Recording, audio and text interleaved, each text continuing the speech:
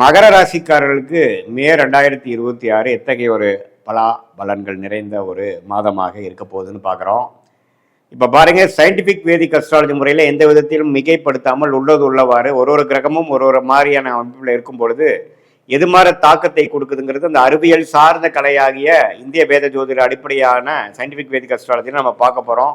எதையும் மிகைப்படுத்தாமல் பரிகாரங்கள் அது மாதிரி விஷயத்துக்குள்ளெல்லாம் போகாமல் உள்ளது உள்ளவாறு எது மாதிரி பலனை கொடுக்க போகுது, உங்கள் கர்மவினை எப்படி இருக்குது, எது மாதிரி விஷயத்தை உங்களுக்கு ஜாதகத்தில் அடுத்து வரக்கூடிய அமைப்பு கொடுக்க போகுதுங்கிறது நம்ம பார்க்க போகிறோம்.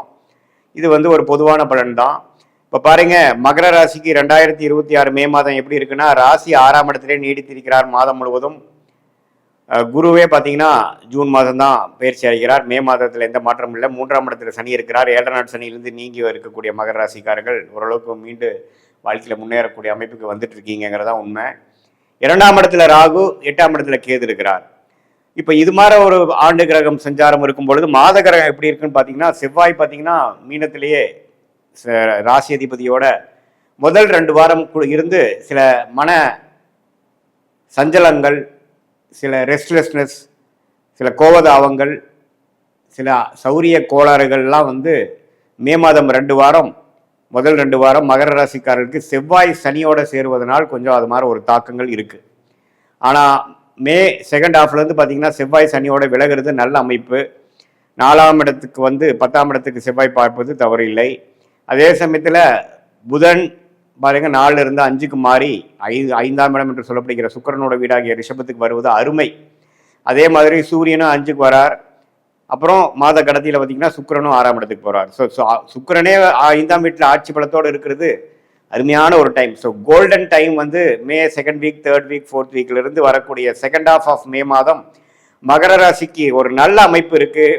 காதல் கை கூடக்கூடிய அமைப்பு, குழந்தைகளால் நல்ல கல்யாணமான தம்பதியருக்கு குழந்தைகளால் நற்செய்தி, குடும்பத்தில் குதூகலம், வண்டி வாகனம் சேர்க்கை, வீடை வசதிப்படுத்திக்கிறது, அது மாதிரி பல நல்ல விஷயங்கள், ஆரோக்கியமான விஷயங்கள், கலகலப்பாக இருக்கக்கூடிய விஷயங்கள், சுப விஷயங்கள் நடக்கக்கூடிய அமைப்பு மகர ராசிக்காரர்களுக்கு மே 2026 குறிப்பாக சொல்லணும்னா செகண்ட் ஹாஃப் ஆஃப் மே அற்புதமாக இருக்குது. அதை நீங்கள் கரெக்டாக யூஸ் பண்ணிக்கணும். அந்த நேரத்தில் பார்த்தீங்கன்னா ஏனோதானோன்னு இல்லாமல் வரவேண்டிய வாய்ப்புகளை கரெக்டாக நீங்கள் உபயோகப்படுத்தி கொண்டு இந்த குரு, சுக்கிரன், அதே சமயத்தில் புதன், அது மாதிரி கிரகங்கள்லாம் நல்ல ஒரு வசதிப்படுத்துவதற்காக ஒரு சுப விரயத்தை கொடுத்து நல்ல வாழ்க்கையில் அடுத்த லெவலுக்கு நம்ம போகக்கூடிய அமைப்பை கொடுக்குறார். வெளிநாடு விஷயங்கள், வெளிமாநில விஷயங்கள், சுப செலவுகள் இது எல்லாமே இருக்குது. அதே சமயத்தில் வருமானமும் இருக்குது. ஸோ இது அற்புதமான ஒரு காலத்தை நீங்கள் மகர ராசிக்காரங்க இவ்வளவு தூரம் கடந்த 2-3 வருஷமாலாம் ஜென்மசனி, அஷ்டம சனி எல்லாம் தாக்கி ஜென்மசனி, பாத சனியிலேருந்து வெளியில் வரக்கூடிய மகர ராசிக்காரர்களுக்கு இந்த வாய்ப்பை கரெக்டாக யூஸ் பண்ணிக்கணும். காதல் விஷயத்தில் இருக்கிறவங்க, காதல் செய்து கொண்டு இருக்கிறவர்கள், காதல் கை கூடக்கூடிய அமைப்புகள் இருக்குது. பேரண்ட்ஸ் கிட்ட இருந்து பர்மிஷன், கன்சென்ட்டு, ஒத்துழைப்பு, பர்மிஷன் கிடைக்கக்கூடிய அமைப்புகளாக உண்டு. அதே மாதிரி கலைத்துறையில் இருக்கக்கூடிய, மீடியா துறையில் இருக்கக்கூடியவங்களுக்கு நல்ல ரெகக்னிஷன் வாய்ப்புகள் உண்டு. வெளிநாடு போகக்கூடிய அமைப்புகள் உண்டு. சுப முதலீடு பண்ணி வியாபாரத்தை அடுத்த லெவலுக்கு கொண்டு போகக்கூடிய ஒரு எக்ஸ்பான்ஷன் பண்ணக்கூடிய அமைப்புகள் கண்டிப்பாக உண்டு. ஸோ மகர ராசிக்காரர்களுக்கு பார்த்தீங்கன்னா இதுவரை கொஞ்சம் மே மாதம் 2 வாரம், மார்ச் மாதத்துலாம் கொஞ்சம் சிறு சிறு பிரச்சனைகள், மன சஞ்சலங்கள்னால் பாதிக்கப்பட்ட மகர ராசிக்காரங்களுக்கு இது ஒரு நல்ல மாற்றமாக மே 2026 குறிப்பாக சொல்லணும்னா செகண்ட் ஹாஃப் நல்ல ஒரு வாய்ப்பாக இருக்குது. அதை நம்ம யூஸ் பண்ணிக்கணும். மாணவர்களும் பார்த்தீங்கன்னா புதன் சுக்கிரனோட வீட்டுக்கு நல்லா புரிதலோட, ஒரு ஆம்பிஷனோட, கிளாரிட்டியோட, கான்ஃபிடென்ட்டோட படிக்கக்கூடிய அமைப்புகள் மாணவர்கள் காம்படிட்டிவ் எக்ஸாம் எழுதுகிறவங்களா இருந்தாலும் சரி, 10th 12th எக்ஸாம் எழுதுகிறவங்களா இருந்தாலும் சரி, மேற்படிப்புக்காக என்ட்ரன்ஸ் எக்ஸாம் போகிறவங்களா இருந்தாலும் சரி, ஒரு நல்ல அமைப்பை கொடுக்கக்கூடிய ஒரு அமைப்பு இருக்குது. இந்த டைம் நீங்கள் நல்லா யூஸ் பண்ணிக்கணும். இது ஒரு பொதுவான பலனை தவிர உங்களுடைய ஜென்ம ஜாதகத்தில் எது மாதிரி தசா புக்திகள் போய்கொண்டிருக்கிறது, உங்களுடைய லக்னம் என்ன, உங்களுடைய நட்சத்திரம் அவிட்டமா, திருவோணமா, உத்திராடமா அப்படிங்கிறதெல்லாம் பார்த்து உங்கள் தசாபுக்திகள் எப்படி போய்கொண்டிருக்கிறது, அந்த தசநாதனும் புக்திநாதனும் இப்போ கோச்சாரத்தில் எது மாதிரி அமைப்பில் போயிட்டுருக்காங்க, அப்படிங்கிற விஷயத்தெல்லாம் நம்ம பார்க்கும் பொழுது நம்மளுடைய கர்மா எது மாதிரி விஷயத்தை காட்டுது, இந்த பொதுவான பலனை காட்டிலும் இன்னுமே துல்லியமான பலன்கள் என்ன, தசா புக்தி அந்தரம்னு நம்ம பிரித்து தசையை வருட கணக்கில் பார்த்து, புக்தியை 2 வருடம் 3 வருடம் லெவலில் பார்த்து, அந்தரம் பார்த்திங்கன்னா மாத கணக்கில் பார்த்து, சூக்ஷமம் வாரக்கணக்கில் பார்த்து எது மாதிரி விஷயங்கள் நமக்கு காத்திருக்குது, எது மாதிரி பிராப்தங்கள் நம்மளோட ஜாதத்தில் இருக்குது, எது மாதிரி விஷயங்கள் நமக்கு சரி வராதுங்கிறதெல்லாம் தெரிந்து அதுக்கு தகுந்த மாதிரி நம்மளுடைய வாழ்க்கை பயணத்தை திட்டமிட்டு அந்த செயல் அமைப்புகளை வடிவமைத்து அது மாதிரி நம்ம அந்தந்த நேரத்தில் நம்ம செய்து கொண்டேயானால் தேவையற்ற பண விரயங்கள், தேவையற்ற சமய விரயங்கள் எல்லாம் தவிர்த்து, ஏன்னா வாழ்க்கையில் நம்ம ஒரு 1000 வருஷம் வாழ போகிறதில்ல. ஒரு 20-25 வயசுக்கு மேலே நம்ம வேலைக்கு வந்துட்டோம், தொழிலுக்கு வந்துட்டோம்னா ஒரு 30-35 வருஷம் மேக்ஸிமம் நம்ம கெரியர் இருக்குது. அதுக்கப்புறம் ரிட்டையர்மெண்ட் ஆகிறோம். அதுக்கப்புறம் நம்ம முதல் மாதிரி ஆக்டிவாக இருக்க முடியாது.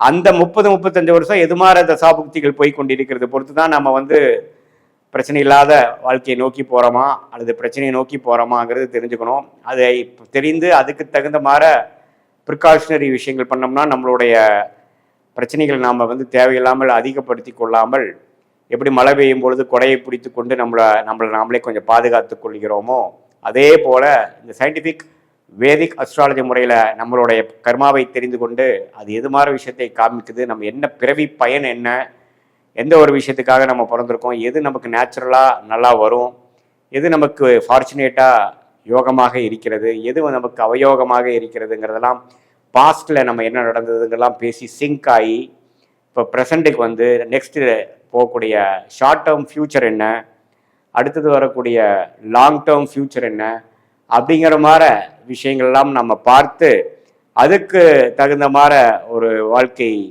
அமைப்புகளை திட்டங்களை தீட்டி அதுக்கு சேர்ந்த மாதிரி செஞ்சோம்னா சயின்டிஃபிக் வேதிக் அஸ்ட்ராலஜி முறையில் நல்ல பலன் அனுபவிக்கலாம். நம்ம இந்த மாதிரி பரிகாரங்கள் அது மாதிரி விஷயத்துக்குள்ளே போய் நம்ம கர்மாவை மாற்றிட முடியும் அப்படிங்கிறதுல சயின்டிஃபிக் வேதிக் அஸ்ட்ராலஜி முறையில் பெரிய நம்பிக்கை இல்லை.